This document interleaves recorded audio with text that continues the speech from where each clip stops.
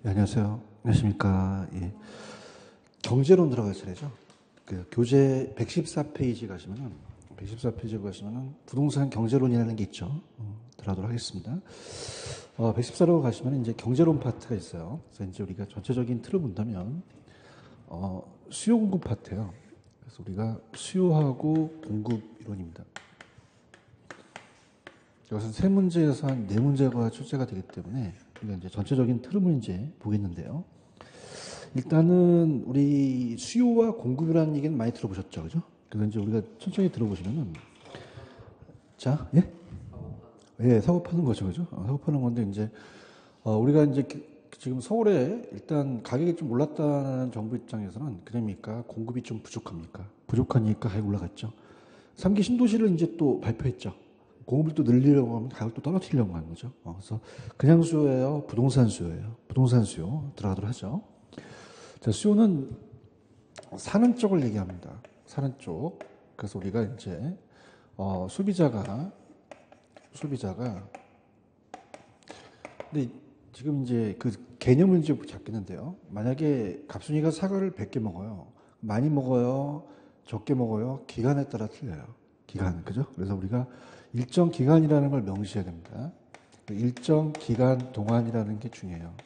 이게 유량이라는 개념이에요. 이따가 유량과 저량을 얘기하겠는데, 그래서 일정 시점의 저량 개념이 아니라 유량이다. 이렇게 이제 우리가 잡으셔야 되고요. 그 다음에 갑이라는 건설회사가 지금 만약에 24평 아파트를 팔고 싶어요. 그럼 어떻게 됩니까? 그냥입니까? 수요 분석을 해야 됩니까? 해야 되죠. 그래서 가두 면적을 해서 가는 사람한테 불러갖고 이 아파트 살려고 하시는데 사시겠어요? 근데 어저께 샀대요. 그럼 어저께 산 거는 수요가 아니죠. 그럼 산 게 중요해요? 사려고 하는 게 중요해요? 사려고 하는 게 중요하죠. 그래서 구매하고자 하는이라는 게 들어갑니다. 구매하고자 하는이라는 게 들어가요. 구매하고자 하는. 그럼 아직 구매하지 않았다는 얘기죠. 그래서 우리가 요거는 사전적 개념, 일이 벌어지기 전, 그래서 살 의사를 얘기를 해요. 살 의사. 그래서 사후적 개념이 아니다. 사전적 개념이다. 라고 보고요. 근데 만약에 이걸 3억으로 사시겠습니다 했더니 돈이 없대요. 그럼 우리가 살 의사만 있어야 됩니까? 살 능력도 있어야 됩니까? 능력도 있어야겠죠. 그래서 욕구라는 얘기를 써요. 그래서 욕구는 구매력을 얘기하거든요. 구매력. 그래서 살 의사만이 아니라 살 능력도 있어야 된다. 이렇게 봐요. 그래서 이제 우리가 요거를 따라서 유효수요라고 하거든요. 이따가 이제 보여드리겠지만 잠재수요라고 하면 안 됩니다. 잠재수요는 자, 요거는 살 의사는 있는데 살 능력이 없는 수요를 얘기를 해요. 이렇게. 그 다음에 이제 만약에 유효수요라는 것은 차입 능력도 들어갑니다. 자, 우리가 만약에 무주택 서민들은 살 의사인데 살 능력은 없죠. 정부가 개입하게 되면 어떻습니까? 좀 돈을 빌리려면 단기로 빌려줘야 돼요? 장기로 빌려줘야 돼요? 저리로 빌려줘야겠죠. 차입 능력도 이제 포함이 된다. 저렇게 되죠. 들어갑니다. 펜 들어보세요. 거기 수요에 대한 의미, 수요라는 것은 디맨드라고 하고 우리가 일정 시점을 명시하는 데로 했어요. 아까 제가 일정 기간이었어요. 기간, 유량이고요. 구입한 게 중요합니까? 구입하고자 하는 게 중요합니까? 하고자 하는 것은 밑에 사후적이라고 되어 있나요? 밑에 사전적이라고 되어 있나요? 사전적이고 그냥 있어야 돼요. 능력이 있어야 되죠. 맨 위에 가시면 구입하고자 하는 욕구라는 단어가 있죠. 그러면 그냥 수요여야 돼요. 맨 밑에 유효 수요여야 돼요. 실질적으로 구매력이 있는 수요라고 되어 있죠. 이렇게. 그래서 우리가 맨 위에 가시면 이제 수요에 대한 의의. 그래서 우리가 보통 그 부동산이라는 자체는 반드시 가처분 소득이라는 것은 처분 가능한 소득이어야 된다는 얘기죠. 자, 그래서 이제 좀 전에 제가 왜 잠재 수요와 유효 수요를 말씀드렸죠. 그래서 어디 있냐면 그게 넘겨보세요. 페이지로 가시면은 118페이지로 가시면 자, 거기 맨 위에 보시면은 실질적 성질별의 실질적 수요와 잠재적 수요라는 단어가 있죠. 자, 제가 잠재 수요야 돼요, 유효 수요야 돼요. 이게 실질적 수요거든요, 그죠? 실질적 수요는 밑에 가시면은 구매력을 동반한 유효 수요를 말한다라고 돼 있죠. 잠재 수요는 살 의사는 있지만 살 능력이 없기 때문에 구매력이 부족해서 유효 수요층에 해당하지 않습니다. 그래서 조만간 유효 수요화 될 수 있는 예비 수요는 예비 신랑 가신 분은 아직 결혼했어요? 아직 안 했어요? 안 했지만은 유효 수요가 됐죠? 그래서 이렇게 해서 예비 수요다. 이렇게 보시면 되고. 그 다음에 넘겨보시면은 페이지로 가시면은 이제 116페이지로 한번 가볼게요. 116페이지로 가시면 맨 밑에 가시면 주택 수요와 소요라는 단어가 있죠. 찾으셨습니까? 이건 이제 시험 문제는 딱 한 번 나왔는데 이 두 가지 개념이 좀 다르거든요. 그죠? 우리가 아까 무주택 서민들은 주택을 살 의사는 있는데 살 능력이 있어요? 없어요? 정부가 개입을 해야겠죠. 그래서 이제 그것이 얼마만큼 주택이 필요하는 것은 하우징 니즈, 그래서 주택 수요라 그래요. 근데 우리가 중상층 이상들은 살 의사만 있나요? 살 능력도 있나요? 그 사람들이 수요를 주택 수요라고 얘기를 하거든요. 그럼 정부가 개입하는 것은 소요에 개입해야겠죠. 그래서 소요는 뭐냐면 박스 보세요. 주택 소요는 맨 밑에 가시면 저소득층 무주택 서민이라고 돼 있죠. 그럼 이건 그냥입니까? 정부가 개입을 해야 됩니까? 해야 되죠. 그래서 우리가 사회 정책적 개념으로서 개입을 한다. 근데 116페이지 밑에 주택 수요는 뭡니까? 수요는 맨 밑에 중고소득층들은 유효 수요층이죠. 그러니까 정부가 개입할 필요가 없고 시장 기능에 맡긴다는 얘기예요. 그럼 정부가 개입하는 건 수요에 개입해야 돼요? 소요에 개입해야 돼요? 소요에 개입해서 수요로 전환시켜줘야 되죠. 이해 가셨죠? 이렇게. 그 다음에 전 페이지로 가시면 이제 115페이지로 한번 가보세요. 115페이지로 가시면은 체크리스트라는 단어가 있죠. 여기 별표를 한번 쳐보세요. 지금 절양하고 유량이라는 단어가 있죠. 이 두 가지가 이제 우리가 시험 문제 나오는데, 자, 들어갑니다. 절양과 유량이 나와요. 그래서 이제 우리가 첫 번째 스타트가 유량이라는 자체와 절양입니다. 자, 유량이라는 자체를 흐를 읍자로 써요. 강물이 흘러가죠. 그래서 일정 기간을 명시해야 되고요. 영어도 나왔습니다. 흐름이기 때문에 플로우예요. 근데 저자는 저수지할 때 저자가 고여있다는 거죠. 그래서 일정 시점을 얘기합니다. 그래서 우리가 스탁이라고 얘기를 하는데, 자, 지금 아까 갑순이가 사과를 100개 먹어요. 많이 먹어요? 적게 먹어요? 기간에 따라 틀려요. 기간에 따라서 우리가 유량이라는 개념이죠. 그죠? 그래서 소득이 잘 나오는데, 만약에 갑이 소득이 1,000만 원을 법니다. 자, 이것도 많이 법니까? 기간에 따라 틀립니까? 연봉이 1,000만 원이면 와이프가 싫어할 테고, 월 1,000만 원 같다면 좋아하고, 하루가 따지면 1,000만 원 쓰러지죠. 그죠? 그럼 기간에 따라 틀리다는 거예요. 그럼 소득은 기간이니까 절량이다, 유량이다? 유량. 근데 자산이라는 건 어떻죠? 지금 현재라는 단어를 쓰면서 현재 자산이 축적된 거는 다 다르죠. 그죠? 그래서 이렇게 보시면 되고요. 그 다음에 임대료 수입이 잘 나와요. 임대료 수입은, 이 건물주가 1,000만 원 벌어요. 많이 벌어요. 기간에 따라 틀려요. 기간에 따라 틀리고. 부동산 가격을 우리가 지금 현재 가치라고 얘기를 하거든요. 그럼 우리가 가격이라는 자체는 기간에 따라 틀린 게 아니라 시점에 따라 틀리겠죠. 그죠? 이렇게 보시고. 그 다음에 이제 나중에 배우시겠지만 지대 수입이라는 자체가 임대료예요. 땅의 임대료. 근데 우리가 지가라는 건 토지의 가격이니까 이건 다 절량이라고 볼 수가 있고요. 그 다음에 이제 우리가 주택 거래량이 만약에 이 지역에 100채가 거래됐어요. 많이 됐나요? 기간에 따라 틀리나요? 아파트에 대한 생산량도 마찬가지입니다. 이런 것들. 그 다음에 좀 어렵게 나온 게 단기순이익은, 단기는 따보세요. 해당 기간. 그럼 1년 동안을 얘기를 하죠. 그죠? 그 다음에 이제 인구라는 것도 잘 나오는데, 인구는 현재 대한민국의 인구수는 어떻게 돼요? 지금도 앵야 하면서 태어나죠. 그래서 이 인구라는 것은 절량이다. 자, 이렇게 보는데, 자, 우리가 유량 절량이라는 자체가 이제 주택이라는 자체는 두 가지 다 있다는 얘기인데, 밑에 주택 유량과 절량을 이제 보겠는데요. 우리가 내용을 이제 봅니다. 자, 갑니다. 자, 우리가 만약에 예를 들어서 A 지역에 지금 100채가 존재한대요. 그럼 2018년 1월 1일 현재 존재하는 양이에요. 그럼 요거는 새로 지은 겁니까? 기존에 있는 주택입니까? 기존 주택이죠. 그래서 우리가 기존 주택이기 때문에, 자, 기존 주택은 이 기존 주택이 재고 주택을 얘기를 해요. 그럼 요거는 2018년 현재 존재한다는 것은 이건 일정 시점을 얘기합니다. 그럼 일정 시점을 얘기하는 것은 유량이라고 했어요. 아까 제가 절량이라고 했어요. 절량이죠. 그래서 우리가 주택 절량의 공급량이 어떻습니까? 그 백채가 존재한다는 거죠. 근데 다 사람이 살고 있습니까? 공가가 될 수도 있습니까? 10채가 공가면 910채만 사람이 살고 있죠. 이제 수요량이 되죠. 보유하는 게. 그 다음에 그 지역에 만약에 우리가 2018년 12월 30일 날 봤더니 150채가 졌어요. 그럼 1년 동안에 50채가 지어졌죠. 그죠? 그래서 우리가 요거 50채가 지어진 건 신규예요. 새로 만들어진 거죠.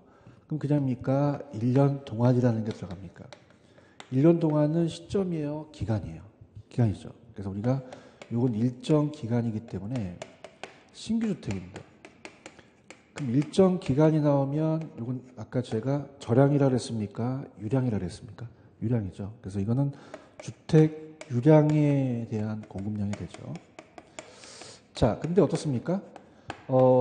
다 분양이 되지 않고 미분양이 될 수도 있죠.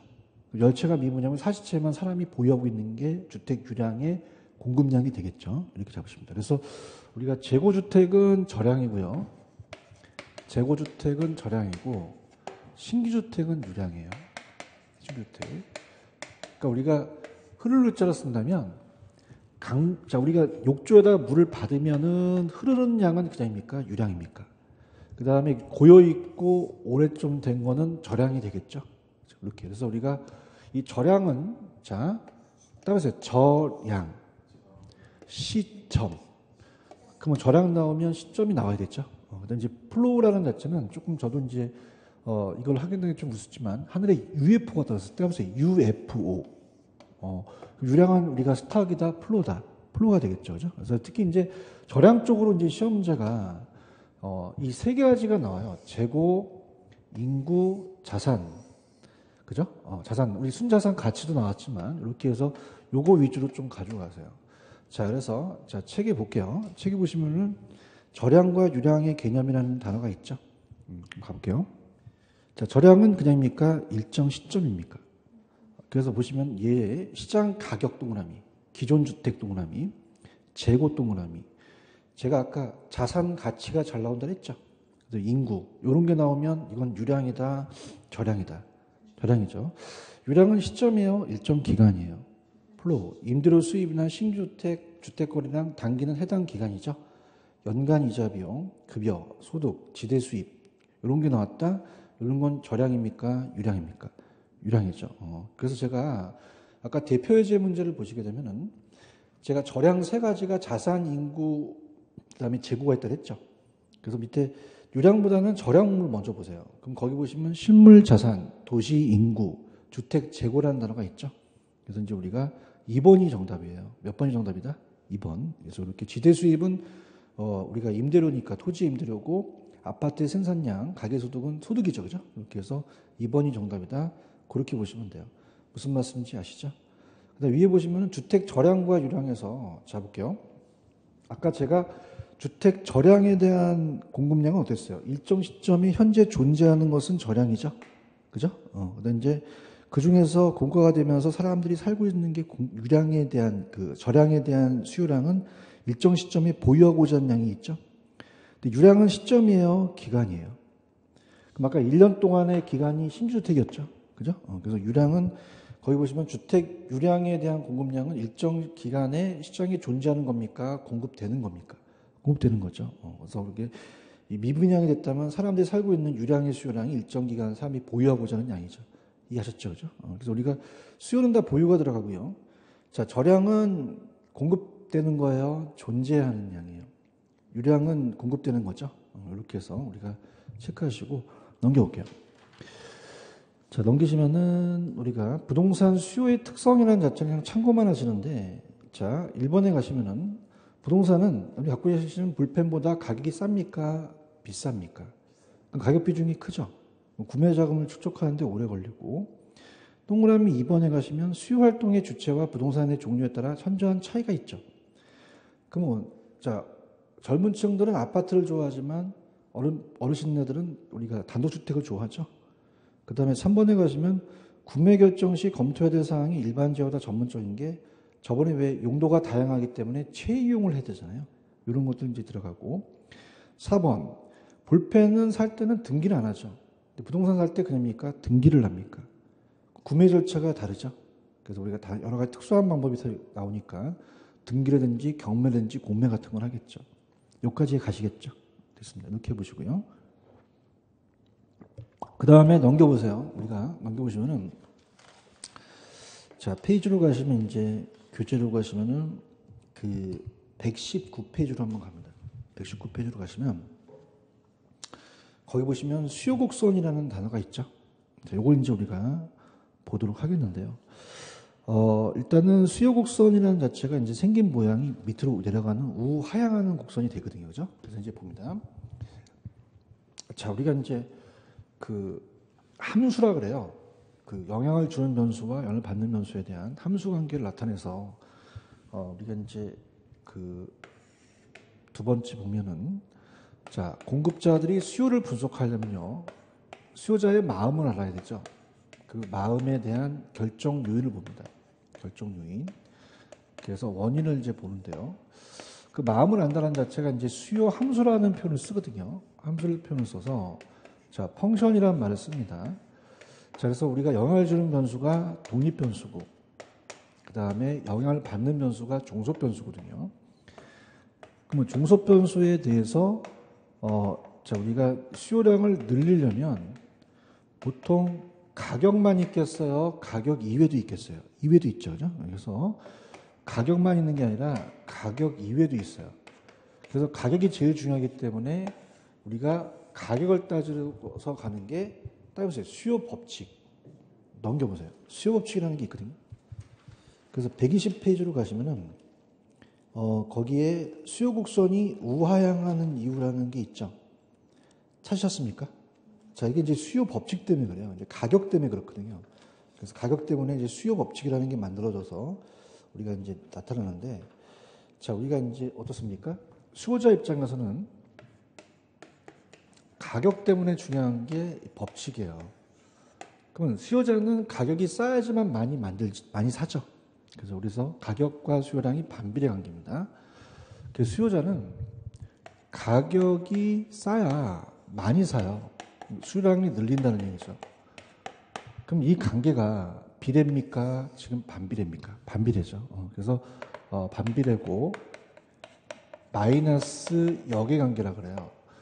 자, 그러면 이걸 아까 수요 곡선이라는 게 있었죠. 수요 곡선을 나타나게 되면은 자, 우리가 이제 이 세로축을 프라이스라고 하고 가로축을 퀀티티, 수요량이라고 하거든요. 그럼 수요 곡선이 이렇게 내려가는 우하향하는 형태가 돼요.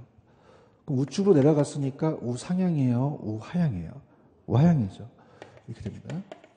자, 그럼 어떻습니까? 우리가 이 불필이 200원일 때는 수요자들은 두 개를 사겠다. 300원일 때는 하나를 사겠다. 100원일 때는 나는 세 개를 사겠다는 거죠. 그럼 점들을 무수한 점을 연결하는 곡선을 수요 곡선이라 그래요. 무슨 곡선이라고 한다? 수요 곡선. 그럼 어떻게 돼요? 공급 곡선도 있겠죠. 그럼 공급 법칙이라는 걸 만들어서 우리가 공급 법칙은 가격과 양을 봤을 때 공급자들은 가격이 싸야 됩니까? 가격이 비싸야 많이 팔리죠. 그래서 공급량을 늘린다는 거죠. 자, 그러면 이 관계가 그냥입니까? 비례 관계입니까? 비례죠. 그래서 비례 관계이기 때문에 플러스 정의 관계라고 얘기해요. 그럼 프라이스 가격하고 양이 있는데 얘는 이렇게 만들어집니다. 서플라이, 아까 디맨드라고 하면 자, 분필이 200원이었을 때는 두 개만 생산하겠다. 300원이면 양을 더 늘리겠죠. 100원이면 양을 더 줄인다. 무수한 많은 점들을 연결한 이 곡선을 공급 곡선이라 그래요. 원래 곡선인데 직선을 그리는 건 여러분들이 이해하기 편하게 한 겁니다. 공급 곡선은 어떻게 됐어요? 이 모양이 우측으로 내려갔어요? 우측으로 올라갔어요? 우하향이겠어요? 우상향이겠어요? 우상향이죠. 그죠? 그래서 우리가 좌측을 이 전 페이지로 가시면 천천히 119페이지 가시면 수요 곡선 있나요? 밑에 특징 있죠. 동그라미 2번에. 맨 밑에 가보세요. 특징 찾으셨어요? 우상향한다, 우하향한다. 우하향. 그럼 가격이 상승하면 수요량이 감소하죠. 그래서 가격에 대한 감소 함수라 그래요. 그 다음에 넘겨보시면은, 자, 미리 가겠습니다. 좀 넘겨보시면은 공급으로 한번 가볼게요. 공급으로 가시면은 125페이지로 가죠. 125페이지로 가시면 부동산의 공급 곡선이라는 게 있죠. 그러면 여러분 보세요. 그 밑에 보시면 특징을 볼게요. 얘는 우하향한다, 우상향한다. 가격이 상승하면 공급량이 증가하죠. 그래서 가격이 올라가면 똑같이 양이 늘어나기 때문에 가격에 대한 증가함수라는 단어가 있나요? 찾으셨습니까? 이렇게 됐습니다. 그 다음에 넘겨보시면 이제 페이지 다시 오셔서 자, 교재 우리가 아까 페이지 120페이지로 다시 오시면 120페이지로 가시면 밑에 수요 곡선이 우하향하는 이유라는 게 대치효과, 소득효과라는 단어가 있죠. 찾으셨죠? 그래서 이제 우리가 지금 이 수요 곡선이 우하향한다는 거는 그냥입니까? 수요 법칙 때문에 그렇습니까? 가격 때문에 그렇죠. 그죠? 그래서 우리가 우하향하는 이유는 가격 효과라고 얘기를 해요. 그래서 우리가 어떻습니까? 가격이 상승하면 수요를 줄이죠. 그래서 반대로 이제 움직이는데, 자, 이 가격 효과를 두 가지를 더해서 만들어요. 우리가 소득 효과와 대치 효과를 더하는 거죠. 그래서 이 소득 효과, 대치 효과는 글씨도 틀리고 다른 효과거든요. 그래서 처음 하시니까 대체제라는 게 있어요. 무슨 제가 있다? 대체제는 성질이 비슷해서 바꿀 수 있는 제어거든요. 콜라가 비싸면 사이다 먹으면 되죠. 그래서 이제 대체 효과, 소득 효과가 이제 다르기 때문에 들어보십시오. 자, 만약에 이제 대체 효과라는 자체는 두 가지 제어가 등장해요. 그럼 A 제어가 있고 B 제어가 있으면, 자, 지금 갑돌이가 아까 여러분들 유효 수요의 구매력이라는 게 있죠. 그럼 구매력이라는 건 실질적으로 살 수 있는 능력이 1,000원밖에 없거든요. 그럼 1,000원이 있으면 얘가 살 수 있는 게 얼마의 한도 내에서 살 수 있다고요? 1,000원. 그럼 가격이 비슷하니까 지금 대체제라는 건 이렇게 십자가를 그리게 되면 얘도 100원에 10개를 살 수 있고요. 얘도 100원에 10개를 살 수 있다면요. 자, 소득효과는 지금 한 제화만 등장이 돼요. 대체제는 그냥입니까? 대신할 수 있는 제화입니까? 그럼 대체효과는 두 가지 제화가 등장을 하거든요. 그죠? 들어보시면.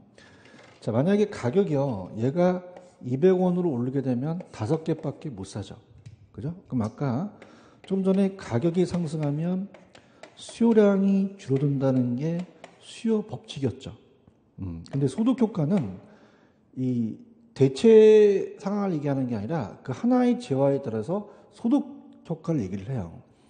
그러면 만약에 얘가 쓸 수 있는 능력이 적어졌으니까 실질 소득이 감소했죠. 그럼 수요를 늘려야 돼요? 수요를 줄여야 돼요? 줄여야 되죠. 그래서 우리가 5개만큼 줄이는데 여기에 3개를 줄였다면, 자, 대체 효과로 갑니다. 대체 효과는 두 가지 재화가 등장해요. 하나의 재화다, 두 가지 재화다. 그럼 얘가 만약에 비싸졌으면 얘는 상대적으로 비싸졌어요. 다른 재화가 상대적으로 싸졌어요. 그렇죠. 그래서 다른 재화의 가격이 상대적으로 우리가 싸지는 효과입니다. 근데 싸지는 효과라고 나오지 않고 하락한다고 나오거든요. 그러면 어떻게 돼요? 200원이 더 싸요? 100원이 더 싸요? 그럼 얘를 더 늘리겠죠. 그죠? 그럼 우리가 얘 수요를 늘리고 만약에 2개를 늘렸다. 그럼 얘는 2개를 줄이는 거죠. 그죠? 그럼 아까 제가 소득 효과는 그냥입니까? 하나의 재화만 등장합니까? 대체 효과는 하나의 재화가 등장해요? 두 가지 재화가 등장해요? 그죠? 그래서 지금 여러분들 거기 보시면 밑에 대체 효과라는 단어 있어요? 대체 효과는 하나의 재화만 등장한다. 두 가지 재화가 등장한다. 그러면 어떻게 돼요? 2개 이상이 나타나니까 대체 효과는 소비자의 실제 소득이 변화와는 관계없죠. 두 재화 사이의 상대 가격이 변함에 따라 발생한다는 거예요. 그럼 어떤 재화의 가격이 상승했을 때 그 재화의 수요가 감소하고 대체한 게 있는 수요가 증가한다는 건 이건 소득 효과입니까? 대체 효과입니까? 대체 효과고. 그 다음에 제가 오른쪽 소득 효과는 두 가지 재화예요. 하나의 재화만 등장해요. 그러면 소득 효과란 두 재화의 상대 가격의 변화가 가격이 없는 거죠. 그 소비자의 실질 소득이 변해서 발생한다는 거죠. 그럼 어떤 재화가 가격이 상승하면 실질 소득이 감소하니까 그 재화에 대한 수요가 감소하죠. 자, 이건 얘기해 볼게요. 이건 대체 효과예요? 소득 효과예요? 소득효과죠. 이렇게 해서 이 두 가지를 또 바꿔낼 수가 있거든요. 근데 둘 다 공통적인 건 가격이 우리가 올라가서 양을 줄인 거죠. 수요 법칙을 얘기해서 수요 곡선을 우하향하는 이유다. 그렇게 보시면 돼요. 아시겠죠? 그다음에 이제 오른쪽에 보시면 이제 수요량의 변화와 수요의 변화가 있는데 이제 굉장히 중요해요. 그래서 이제 우리가 일단은 122페이지로 가시면 122페이지로 가시면은 그 양가로 2번에 수요량의 변화와 수요의 변화라는 게 있나요? 별표를 3개 치시기 바랍니다. 반드시 듭니다. 자, 그래서 이 두 가지를 가지고 이제 표현을 씁니다. 그래서 우리가 가격이냐, 가격 이외냐를 갖고 판단하죠. 그래서 이제 수요량의 변화와 수요의 변화를 가지고 우리 시험 문제에 가장 출제 빈도가 높은데요. 아까 가격만 있었어요? 가격 이외도 있었어요? 이외도 있었죠. 들어보세요. 자, 먼저 우리가 수요량의 변화입니다. 수요량의 변화라는 자체는 정확하게 양이 붙었거든요. 그럼 우리가 다른 조건을 일정할 때, 다른 조건이 일정할 때 가격이 바뀌는 거예요. 그래서 해당 부동산의 가격 변화입니다. 가격 변화. 그래서 만약에 아파트라면 아파트의 가격 때문에 그래요. 좀 전에 제가 수요 곡선이 우하향하는 곡선이라고 말씀드렸죠. 그래서 가격 때문에 그런데, 자, 여기가 이제 프라이스고 여기가 퀀티티 양입니다. 자, 수요 곡선이 아까 우하향하는 곡선이 됐어요. 그냥요, 가격 때문에 그래요. 가격이죠. 그래서 만약에 200원일 때는 두 개를 사겠다. 300원일 때는 양을 줄여서 하나만 사겠다. 100원일 때는 양을 늘리겠죠. 그냥요, 가격 때문에 그래요. 가격이죠. 근데 수요의 변화는 가격 이외의 요인이에요. 수요의 변화는. 그럼 요거는 양이 붙었어요? 양이 안 붙었어요? 안 붙었죠. 안 붙어서. 요건 가격 이외입니다. 가격이에요? 가격 이외예요? 그럼 가격은 일정하죠. 그죠? 그래서 우리가 일정하다는 가정에서 200원이 똑같다면은 다른 요인 때문에 바뀌는 거죠. 그럼 수요 곡선 자체가 이렇게 움직입니다. 이렇게. 그래서 어떻습니까? 하나, 둘, 세 개를 본다면 가격이에요? 가격 이외예요? 그럼 금리도 영향을 받겠죠. 그죠? 그래서 금리가 만약에 금리가 인하를 하면 수요를 증가시키겠죠. 그죠? 증가시켜서 우리가 우측으로 갑니다. 근데 우리가 만약에 금리가 인상하면 어떻게 됩니까? 수요를 더 줄이죠. 그래서 인상하게 되면 수요를 감소시키거든요. 그럼 우측이에요? 좌측이에요? 좌측이죠. 그래서 두 개에서 세 개로 수요량이 증가했다는 종속 변수는 같은데 원인은 다르죠. 그럼 얘는 이렇게 해서 가격이 떨어져서 그래요. 그럼 얘는 곡선상의 점의 이동이 됩니다. 곡선상의 점의 이동이 되고요. 근데 얘는 어떻게 됩니까? 가격이에요? 가격 이외예요? 그래서 곡선 자체가 이동하죠. 그래서 이건 곡선 자체가 이동하는 겁니다. 그래서 들어보세요. 자, 여러분들 얘는 이 수요 곡선이 움직였어요? 가만히 있어요. 그럼 곡선상의 점의 이동이죠. 그죠? 그래서 따보세요. 수요량. 여기 이응이 붙죠. 따보세요. 수요량. 점. 이건 그냥이에요. 점의 이동이에요. 가격 때문에 그렇고. 이건 양이 붙었어요? 안 붙었어요? 점의 이동이라고 하면 안 되죠. 그럼 곡선 자체가 가만히 있습니까? 이 칠판 줄기가 움직입니까? 곡선 자체죠. 그죠? 그래서 이건 가격이에요? 가격 이외예요? 그러면 증가하면 우측이고 감소는 좌측이죠. 수요를 많이 늘리는 게 기분이 좋죠. 기분이 좋으면 우측, 기분 나쁘면 좌측이라는 거죠. 그래서 지금 120페이지 보고 계셔요? 수요량의 변화와 수요의 변화의 별표 3개 쳤어요? 그럼 수요량은 양이 붙었으니까 그냥입니까? 점의 이동입니까? 그럼 당의 상품 가격의 변화에 의해서 어떻습니까? 이거는 수요 곡선 상의 이동이라고 되어 있죠. 근데 수요의 변화는 양이 안 붙었죠. 가격이에요? 가격 이외예요? 그럼 당의 상품 가격 이외라는 단어가 있죠. 그럼 밑에 가시면 어떻게 됩니까? 니은에 보시면 얘는 그냥입니까? 수요 곡선 자체가 이동합니까? 증가는 우측, 감소는 좌측이라고 얘기했나요? 그렇죠, 이거. 그럼 넘기셔서 제 별표를 쳐보세요. 121페이지로 가시면은 거기 동그라미 2번 관련재와의 가격이라는 게 있죠. 요거 별표 3개 치십시오. 대체재 보완재가 100%입니다. 대체재라는 거 동그라미 치시고 밑에 보완재라는 걸 동그라미 쳐보세요. 자, 우리가 아까 대체제는 그냥입니까? 대신할 수 있는 제어입니까?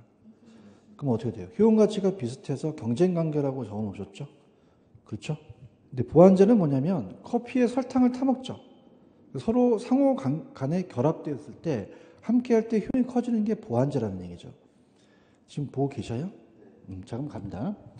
자, 첫 스타트가 이제 별표를 3개짜리가 자, 가격 외의 수요 변화를 보는데 첫 번째가 다른 부동산의 가격이에요. 다른 재화. 자, 그래서 자, 갑니다.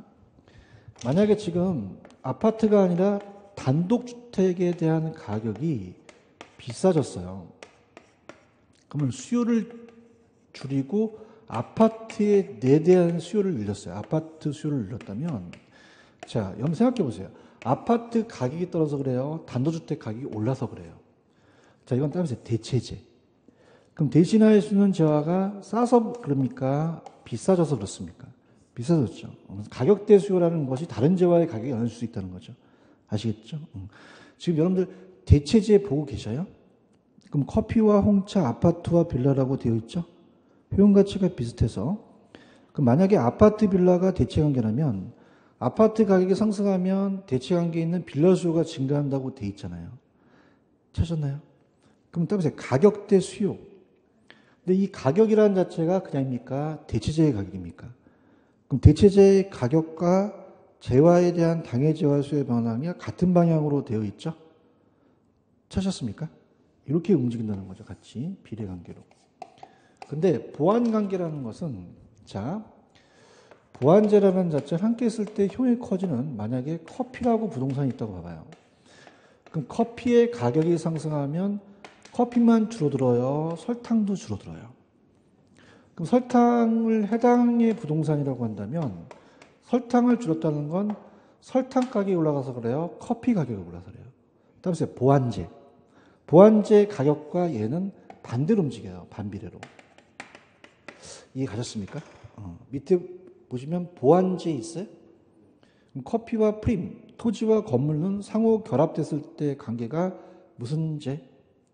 보완제죠. 대답 좀 해주세요. 토지 가격이 상승하게 되면 보완 관계인 건물 수요도 감소하겠죠. 왜냐하면 보완제의 가격 변화에 따른 당해제와 수요량이 반대 방향이니까 그래요. 체크하셨죠? 자, 생각해 보세요. 주택 가격이 상승하면 주택 수요만 줄어들어요? 택지 수요도 줄어들어요? 같이 줄죠? 이렇게. 그래서 이제 우리가 보완계의 가격과 내 거는 이제 같이 움직이는 게 아니라 반대로 움직인다. 그렇게 하시면 됩니다. 아시겠죠? 좀 다시 한번 가볼게요. 여러분, 대체제는 그냥요, 대신할 수 있는 재화예요. 이게 비싸면 사시겠어요? 안 사시겠어요? 않고 내 거 살죠? 그래서 가격대 수요. 해당 재화입니까? 다른 재화입니까? 다른 재화죠. 그럼 대체제 가격이 오르면 내게 늘어난다는 얘기예요. 맞나요? 근데 요거는 그냥입니까? 보완제입니까? 그 보완제 가격이 오르면 보완제도 줄이고 내 것도 줄이죠? 그 보완제 가격과 나는 그냥입니까? 반대입니까? 반대라는 얘기죠. 이걸 연습하셔야 돼요. 아시겠죠? 밑에 보시면 소득이라는 것도 별표 쳐보세요. 자, 소득은 이제 두 가지 재화가 있어요. 자, 우리가 보통 소득이라는 자체는 소득은 우등재가 정상재라고 나오고요. 정상적인 재화고 열등재가 있거든요. 그럼 우등버스가 좋고 열등재가 나쁜데 얘는 학교 다닐 때 공부를 잘하는 반은 우등반이고 공부를 못하는 반은 열등반이잖아요. 그렇죠? 열등이 좋아요? 우등이 좋아요? 우등 좋죠. 그럼 여러분 열등반이셨어요? 우등반이셨어요? 자, 본인 모든 탄은 다 우등반이래. 내가 어떻게 확인할 거야? 근데 나중에 모의고사를 보면 어머 저는 열등반이셨어요 그러는 거야. 그럼 소득이 높아지면은 나쁜 거 사요? 좋은 거 사요? 좋은 거 사는 게 정상적인 재화죠. 그럼 만약에 얘가 신차라고 한다면 자, 소득이 높아지면 얘가 중고차라고 한다면 중고차 뽑아요? 새 차 뽑아요? 그럼 얘 수요량이 늘어나고 얘 수요량은 줄어든다는 얘기예요. 그런가요? 그 방향 감각을 봐야 됩니다. 그럼 얘는 그냥입니까? 같은 방향입니까? 얘는 반대 방향이죠. 할게요. 지금 소득 보고 계셔요? 자, 열등제가 좋은 거예요? 우등제가 좋은 거예요? 소득이 증가하면 우등제 사죠. 같이 움직인다는 거죠. 그래서 보시고 넘겨보세요. 정상제고요. 넘기시면 열등제라는 게 있습니다. 넘겨보세요. 열등제는 아까 제가 소득이 증가하면 수요를 감소시키죠. 같은 방향입니까? 반대 방향입니까? 반대 방향이죠. 그다음에 기호의 변화라는 건 아파트에 대한 기호도가 높아지면 아파트 수요가 늘어나겠죠. 그다음에 소비자의 예상에다 배포쳐 보세요. 이거 잘 나옵니다. 자, 만약에 시험 문제가 가격 상승을 예상해요. 그럼 가격 상승의 기대감이 크다는 것은 자, 어떻습니까?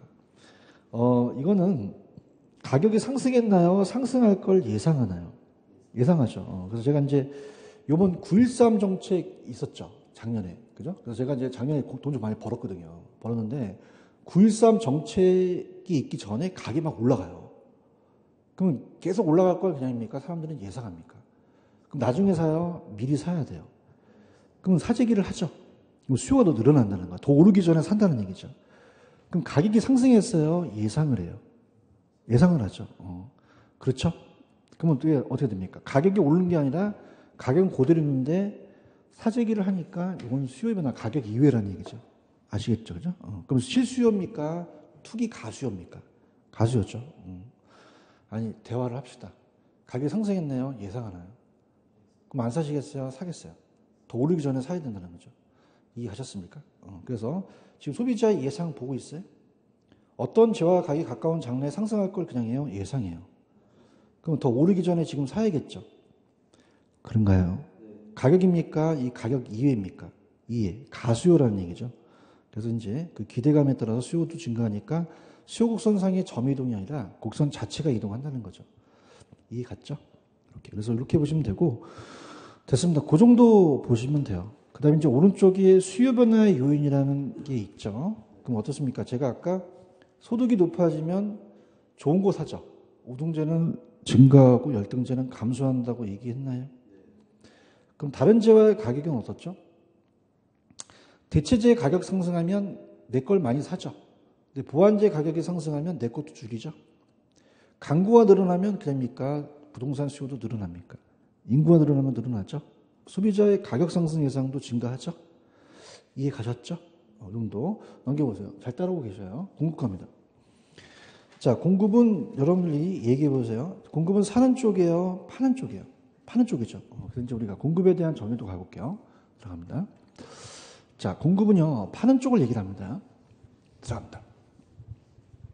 자, 그럼 공급은 파는 쪽을 얘기하기 때문에, 자, 생산자라는 말을 쓰죠. 그럼 여러분들이 칠판 주개를 사려고 합니다. 그러면 어떻게 돼요? 칠판 주개가 10,000개를 생산한다? 많이 생산해요? 기간에 따라 틀려요. 아까 유량이었죠, 그죠? 수요공급은 되게 일정 기간을 명시해야 돼요. 그래서 유량이라는 걸 명시해야 되죠. 그 다음에 여러분들이 지금 이걸 사려고 하신다면 이게 판매된 게 중요합니까? 아직 판매하지 않은 게 중요합니까? 판 거는 여러분들이 살 수 없잖아요. 똑같이 판매하고자 하는 것을 얘기하죠. 판매하고자 하는이라는 것은 아직 판매했어요? 판매하진 않았어요. 사후적이에요? 사전적이에요? 일이 벌어지기 전이죠. 그럼 우리가 계획된이라는 말을 쓰고요. 근데 팔 의사만 있어야 돼요? 능력도 있어야 돼요. 욕구라고 하죠. 그래서 아까 우리는 수요에서는 구매력인데 이 공급에서는 따라서 생산력.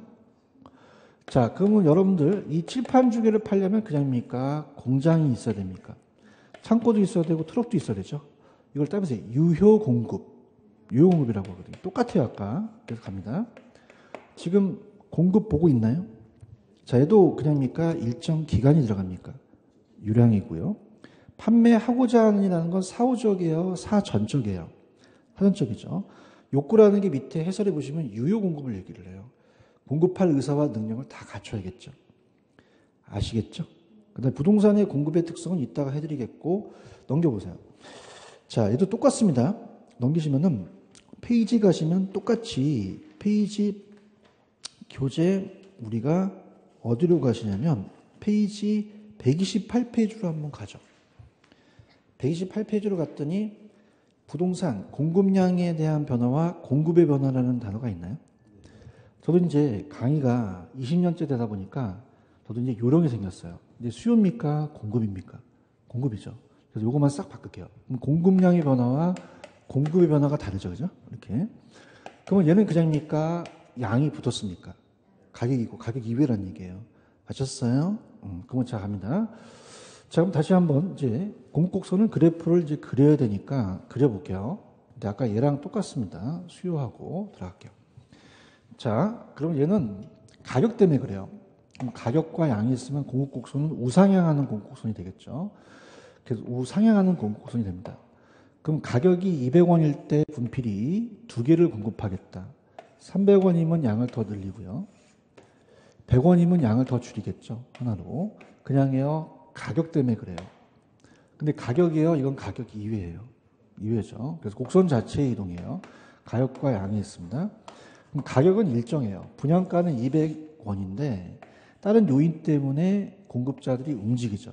이렇게. 자, 그럼 요거는 그냥입니까? 곡선 자체 이동입니까? 그래서 하나, 둘, 세 개를 본다면 종속 변수의 2개에서 3개로 공급량이 늘어나는 건 똑같은데 그 원인이 같아요, 달라요? 자, 이건 그냥이요. 가격 때문에 그래요. 그다음에 공급량. 그럼 그냥입니까? 곡선상의 점의 이동입니까? 자, 이건 우리가 가격이에요, 가격 이외예요. 그럼 곡선 자체가 이동을 하죠. 그래서 우리가 아까 기분이 좋으면 우측이었죠. 얘도 돈을 빌리면 금리가 인하해야지만 좋아요. 그럼 공급이 감소입니까? 공급이 증가입니까? 증가죠. 좌측이에요, 우측이에요. 그렇죠? 금리가 인상하면 공급을 줄이죠. 그래서 금리가 인상을 하면 공급이 증가한다, 공급이 감소한다. 우측입니까? 좌측입니까? 좌측이죠. 요거 이해 가셨죠? 그래서 똑같아요. 그래서 밑에 가시면 128페이지면 공급량의 변화와 공급의 변화라는 게 있나요?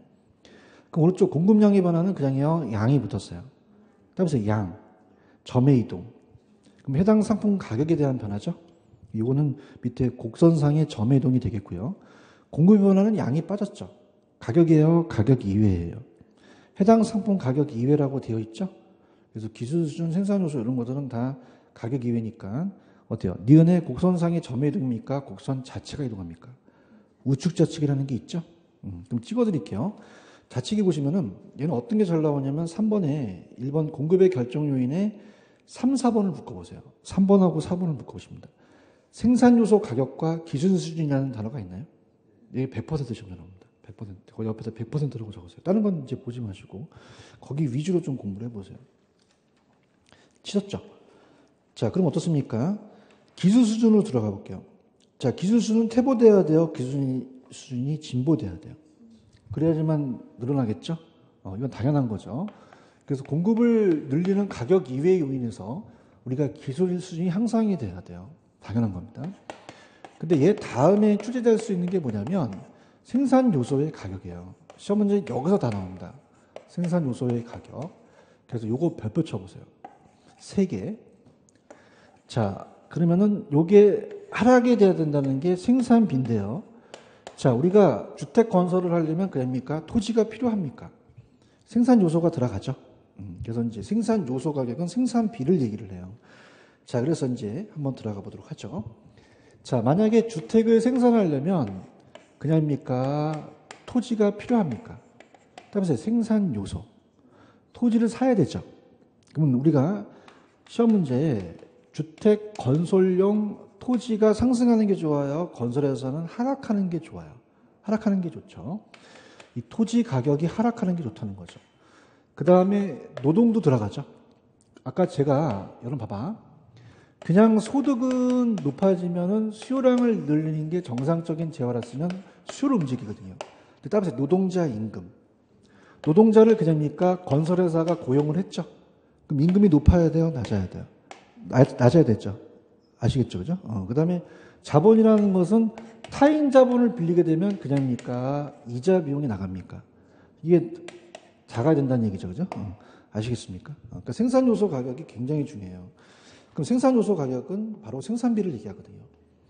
그럼 어떤 재화를 생산할 때 소요되는 생산 요소 가격이 상승해 줘야 하락해 줘야. 생산 비용이 더 많은 재화를 생산하고자 할 때는 어떻게 됩니까? 하락해야 되죠? 그런가요? 그 다음에 5번은 공급자의 예상이라는 것은, 자, 아까 봐봐. 얘는 지금 수요입니까? 공급입니까? 공급이죠. 가격 상승을 예상해요. 근데 봐봐. 우리가 공급자가 바로바로 공급하기는 어렵죠. 그럼 신규에 대한 개발이 아니라 지금 가지고 있던 걸 매도하는 거예요. 지금 여러분 이 지역에 아파트에 사시는데 중개업소 갔더니 가격 상승을 예상한대요. 그러면 지금 물량을 내놓겠어요? 안 내놓겠어요? 그럼 공급을 감소시킨다는 얘기죠. 그래서 이거는 지금 제가 말씀드렸지만은 신규입니까? 매도하는 겁니까? 매도죠. 그래서 더 오르고 다음에 파는 거죠. 그래서 가까운 장래 가격이 상승하면 가격 상승을 공급하기 때문에 재화의 공급이 오히려 증가한다, 감소한다? 감소한다는 거죠. 무슨 말씀인지 아시죠? 그 다음에 오른쪽에 보시면은 공급 변화 요인의 디귿번에다가 체크해 보시면은 자, 이거는 여러분들 다른 재화의 가격 상승, 대체재 보완제는 안 나와요. 그럼 얘기해 보세요. 기술이 겨냥이 되어 진보돼야 돼요. 생산 요소 가격이 하락해야 되죠. 조세가 부과되면 공급이 감소하죠. 보조금을 지급하면 공급이 증가하겠죠. 이해 가셨죠? 이해 갔죠? 이렇게. 무슨 말씀인지 아시겠죠? 이렇게 됐습니다. 자, 그럼 그렇게 해서 이제 여러분들이 보시면 돼요. 자, 그러면 절 보세요. 양이 붙으면 그냥입니까? 가격입니까? 양이 안 붙으면 가격 이외죠. 그렇게 정리하시면 됩니다. 이해 가셨습니까? 됐습니다. 이렇게 하시고, 그 다음에 이제 우리가 그 정도 보시면서 우리가 정리하시면 돼요. 됐죠? 그 다음에 이제 다음 시간에 제가 쉬었다가 좀 할 거는, 자, 넘겨보시면은, 지금 124페이지 공급의 특성을 좀 하기 전에 이렇게 볼게요. 우리가 이 탄력성이라는 걸 좀 배워야 되기 때문에, 자, 여러분들 이제 그 페이지로 넘기시면은 130페이지 가시면 부동산 수요와 공급의 탄력성이라는 게 있죠. 찾으셨나요? 요걸 이제 다음 시간에 좀 공부를 할게요. 처음이니까 좀 어렵죠. 좀 쉬었다 가겠습니다. 좀 하십시오.